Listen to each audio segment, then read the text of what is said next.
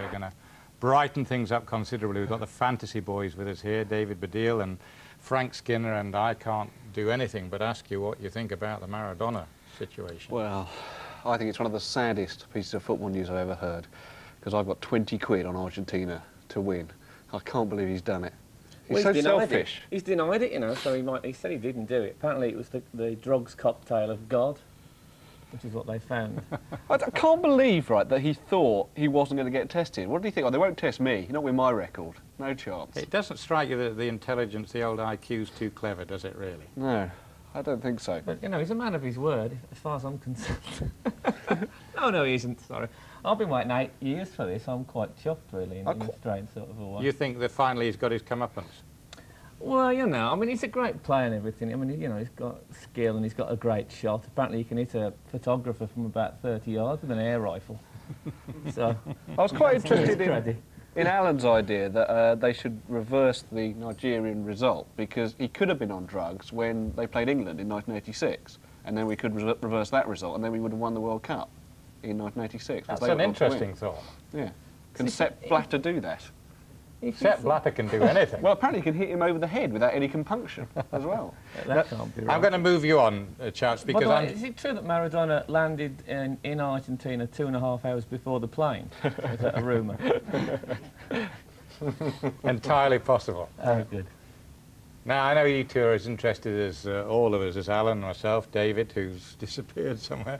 He's a big fan, Bob. Oh, is that what it is? Every time he comes on, or these two come on, David goes off. Yeah, that's twice he's done that, isn't it? And he's telling me You're not going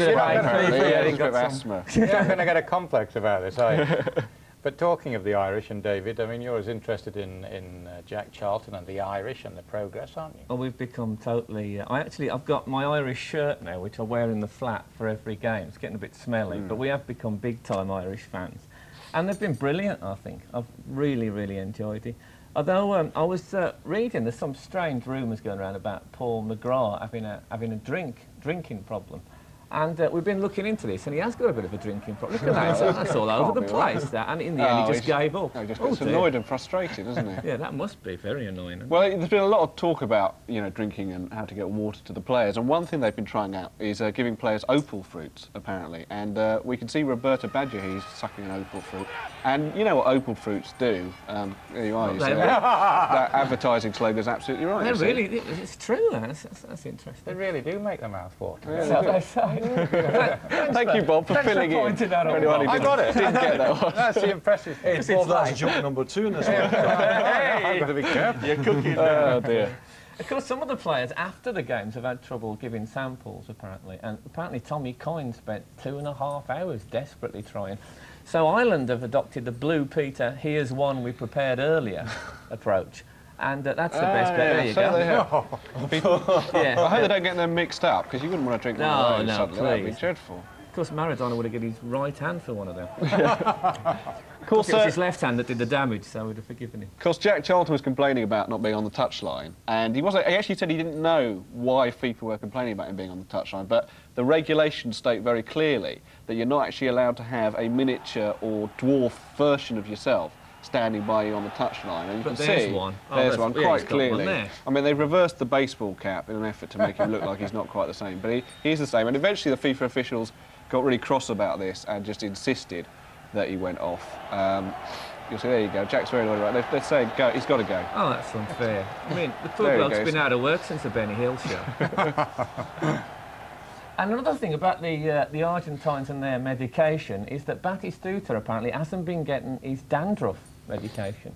And this has caused all sorts of problems, certainly during the Nigerian. Oh, look at that, that's a... Oh, dear, that's a mess. Couldn't we get any special shampoo for that? Oh, it's gone all over the goalie and everywhere. And in the second half, it got even worse. I mean, look at that. Ah. It's actually a bit slippery to play on, isn't it? That can't be right to be playing on that dried skin. Actually, I remember that game because that was Argentina-Nigeria, and talking about things on people's heads. Yeah. Yeah. What do you mean? I remember a Nigerian fan during this game, and there he is. Look at that. Was he sitting at home and he looked at his Arga and he thought, I know, I'll take that to the game, put it on my head and play it. Is that what he thought? It's not Jan Arga Fiortov. Hurrah! Hey! Out of nowhere. It might be a dull game, viewers, but you heard that joke. all over Britain, the people are saying, I think I'll stay up after all now. That's quite cheered me up. Are you Marvellous. coping with these two all right, Alan? Is this what you call humour, Bob? Oh, too many defenders on the programme tonight. What do you think? Hey, O'Leary, Wilson and Hansen all on the same show, sitting here saying 0-0 draw. Brilliant, I was never a defender. Don't goalies qualify us? No. I thought sort of They not... provide the entertainment, don't they? Well, they do. They're all mad, aren't they? Because the wig's out again, which you spotted it's great last to see week. Yeah, Bob could have done with that wig. Oh, How Alan, dare you, that's Alan. cruel. That's harsh. Is it? Yeah. Now, the Bulgarian Oh, yeah. goalie's wig is fantastic. And who's the bloke up front for Bulgaria who doesn't wear a wig? Ends with V, I think his name. Oh, Alan. Of. That's him, Yeah, that's yeah. it, yeah. Yes. Do you think he looks at the goalie and thinks, oh, I might try one of them next game, next year? It's the worst. Anyone who is going to stay up should watch the goalie's wig, especially, because it's, you notice he's sort of pulled it out a bit. It's become a bit of a sunshade. Well, someone said it was a hair transplant. You said it was a hair transplant. Well, but that's not a hair transplant, Bob. It's a wig. I know, because you've been looking at catalogues and everything. Oh. I heard an interesting statistic the other day. Apparently, if you laid all the yellow cards that's been shown in the World Cup end to end, that parking restrictions in America would be very seriously affected. And on that note, Did you? I read that. Have you taken any nasal sprays recently or anything? Not for 25 minutes. Then. I Frank, think we'll all be taking them before the end of this Frank, game. David, I'm going to have to stop you because, I mean, your entertainment here has provided us a lot more than we've had for the first half, but the boys are on the way back out. No, they are. It's dear. exciting, isn't it? The main thing is you can't go. You've got to stay here for the second half because Oh, if what have Alan's we hit... done? Can we get David back as well, by the way? David, you can come back now. Meanwhile, David! David's on his way. We're going to go back to the cotton